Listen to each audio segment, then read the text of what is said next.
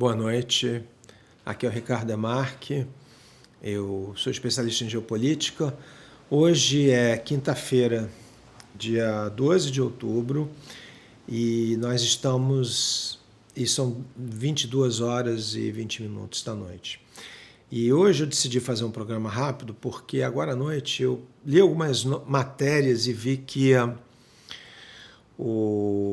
essa questão desse combate, essa briga, esse conflito em Israel que está acontecendo agora, algumas mentes mais calmas, ou possivelmente depois de 2 ou 3 dias, os ânimos não bem se acalmaram porque foram cometidas muitas atrocidades, mas primeiro, obviamente, o grupo Hamas, que atacou e que chacinou, matou tantas pessoas, apesar de que houve um desmentido oficial da Casa Branca hoje, porque o Biden ontem ou anteontem falou que ele tinha visto fotografias de 50 bebês mortos israelenses judeus, e a Casa Branca teve que fazer um rollback e clarear e corrigir essa matéria.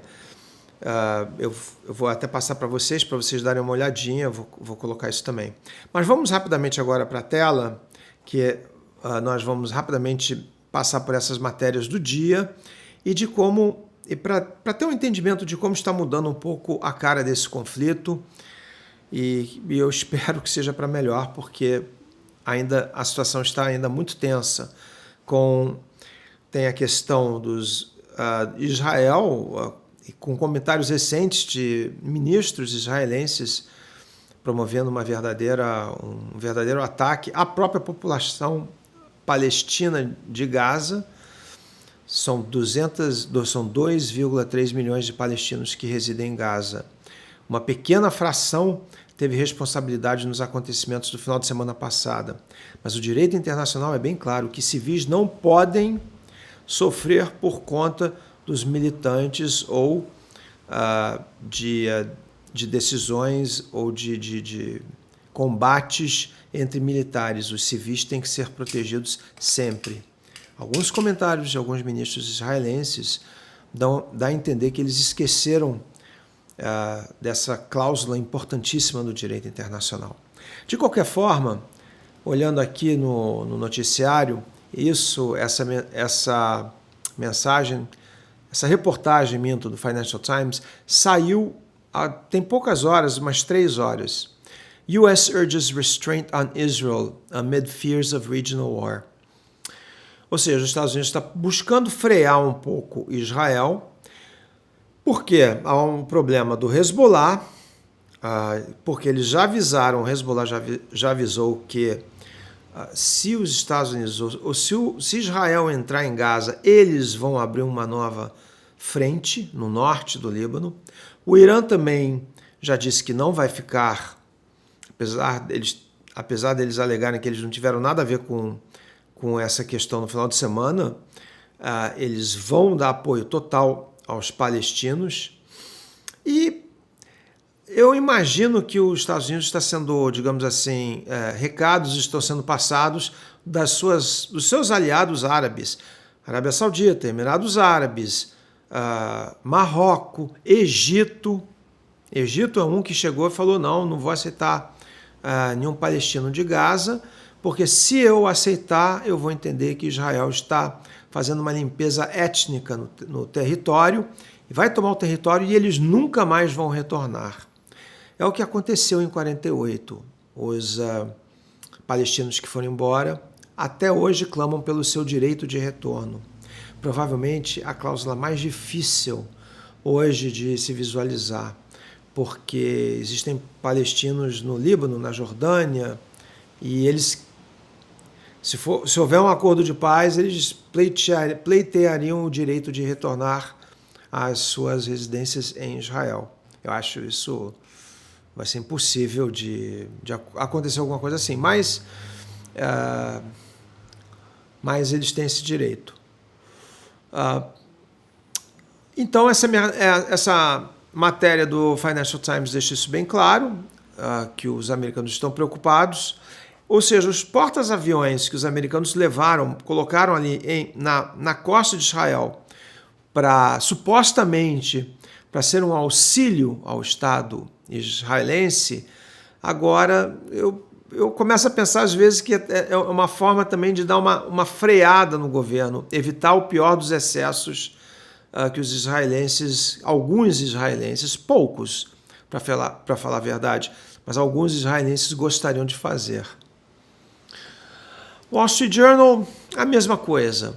Saiu também, isso foi publicado hoje à tarde, mais cedo um pouco, mas também umas 4, 5 horas da tarde, 2:09 p.m., seriam umas 7 horas, que, de novo, preocupação com essa segunda frente no Líbano. O Hezbollah é respeitado, eles são muito fortes. Ninguém quer abrir um conflito com o Hezbollah. Essa é a verdade. Então, o Wall Street Journal enfoca de uma forma diferente, mas está claro que os americanos estão tentando agora, baixar um pouco a temperatura, o clima, e tentar fazer com que as partes pelo menos conversem ou comecem a negociação. Os israelenses já falaram que não vai ter nem água, nem energia elétrica, nem comida, nem nada para Gaza enquanto os reféns não retornarem ao controle dos israelenses. É compreensível, mas não é justificado do ponto de vista do direito internacional. De novo, os civis palestinos não têm, eles têm que ser protegidos à luz do direito internacional. É devido a eles essa proteção. Sem água, sem energia e sem comida é desumano. É morte, na certa e em pouco tempo. Outra aqui é o Wall Monitor, é um jornal que cobre, eu acho que ele é publicado nos Estados Unidos, mas ele foca no Oriente Médio. Mesma coisa. O fallout é as consequências desse conflito. As forças armadas no Oriente Médio estão preocupadas. O que também ninguém fala é que a gente vê a presença das bases iranianas na Síria, por exemplo, no Iraque, por exemplo, e pensa, projeção de poderio militar, mas também são alvos. E os iranianos já mostraram que eles têm a tecnologia e os meios para atingir esses alvos. Isso foi ainda na gestão do Trump, quando o Trump assassinou um general de alta patente da Guarda Republicana Iraniana, o chefe da Quds, da Força Quds, que seria uma CIA americana, e os iranianos retribuíram, lançaram os mísseis e depois os americanos ficaram quietos. Não retribuíram ao ataque, à retribuição inicial. Então, essa questão da presença americana no Oriente Médio é uma vantagem, mas é uma desvantagem, que abre vulnerabilidades para eles. O Oriente Médio é um lugar perigoso. Esse Simplicius, The Thinker, ele escreve sobre geopolítica, ele tem o blog dele no Substack. Ele também fala da Ucrânia. Vamos falar um pouquinho rapidamente da Ucrânia. A Ucrânia está no momento em que parece que o Ocidente e os Estados Unidos todos esqueceram dos ucranianos, do exército ucraniano. Zelensky clama por atenção, segundo os o pessoal mais, digamos assim, mais cético, diz que o Zelensky está trocando até de roupa, ele sempre usava aquele uniforme verde-oliva e agora está com camisa preta e tal. Na verdade, eu não sei por que isso, mas ele está sentindo, e aliados os ucranianos sentem que o foco americano se mudou completamente da Ucrânia para Israel. E recentemente, não sei se isso já é devido a essa falta de armamentos ou de ajuda financeira, porque eu acho que não teve tempo ainda para realmente refletir, mas os russos aumentaram seus ataques e estão tentando agora capturar Avdiivka. Avdiivka é uma cidade no leste da Ucrânia, no Donbass, a poucos quilômetros de Donetsk, e que os militantes ucranianos aterrorizavam a população de Donetsk, lançando mísseis, lançando bombas, artilharia diretamente contra até áreas povoadas em Donetsk, que é uma cidade, é o centro de uma região separatista dentro do Donbass. Então, os russos, como se diz em inglês, they're on the move. Eles estão avançando. O Carnegie Europe aqui esse aqui é um Pierre Vimont, ele é um pesquisador que trabalha na Carnegie na Europa,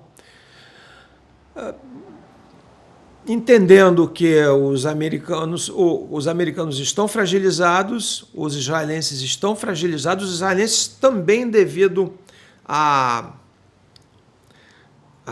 divisão política, ao país altamente polarizado, similar ao Brasil, similar aos Estados Unidos. Israel está muito polarizado. Netanyahu estava enfraquecido e dizem de novo os cínicos que que o Netanyahu pode ter visto essa oportunidade como uma oportunidade de conseguir consolidar poder. Normalmente, em crises como essas, especialmente em Israel, mas no mundo inteiro, para falar a verdade, as tropas fecham cerco em volta do seu comandante-chefe. Van Hill, esse aqui saiu no meu post, é do Washington Post, mas basicamente um porta-voz da Casa Branca, deixando bem claro que o presidente e funcionários do alto escalão do governo não haviam visto nenhumas fotos não haviam qualquer confirmação independente de mortes de bebês fotografados pelos palestinos. Então, é isso. False flag, mas no momento de tensão, algumas partes vão buscar lançar qualquer tipo de inuendo, qualquer tipo de suspeita, muitas vezes sem estar embasado em provas, e os americanos não deveriam ter levado a sério uma matéria. Aparentemente foi um jornalista israelense, mas um colono que já havia demonstrado hostilidade no passado também aos palestinos. Political, isso aqui é um dilema, né, do Biden, do presidente americano.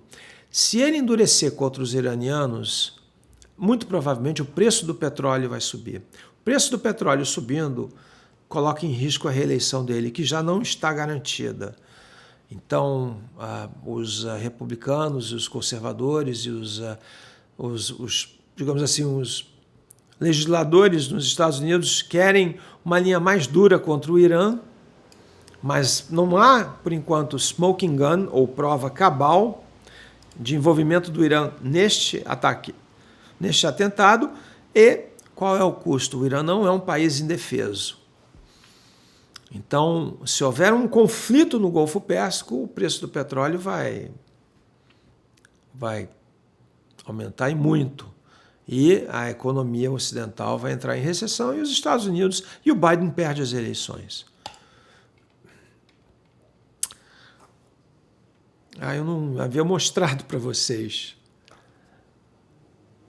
Essa aqui é a matéria do Political, que é o Biden falando sobre os iranianos, nesse dilema, né? Conundrum é a palavra em inglês.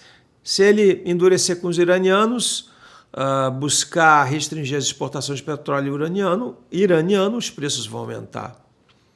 O Ivan Hill aqui, lendo uma matéria, postando uma matéria do Washington Post, esclarecendo que nem o Biden, nem nenhum alto funcionário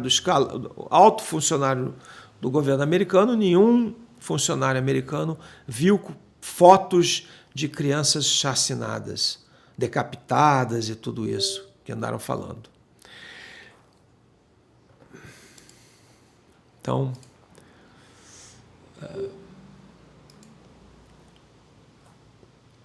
e aqui, gente, nós temos uma matéria da National Interest, um jornal americano online, bastante conservador, mas que fala que está na hora dos Estados Unidos controlar um pouco mais a situação e tentar encontrar uma saída sem deixar a situação bélica perder o controle. Tem alguns analistas que, inclusive, falaram que há uma certa analogia com a Primeira Guerra Mundial. Ninguém pôde fazer nada e a coisa foi escalando, outros atores foram entrando, outros protagonistas foram entrando na guerra e eclodiu a Primeira Guerra Mundial.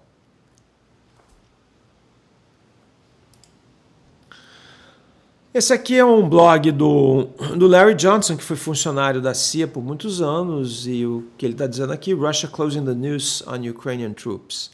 Está basicamente, os ucranianos, o noose é a corda no pescoço, quando você vai enforcar alguém, noose. E aí quando aperta o noose, closes the noose, aperta a corda, e é o que está acontecendo.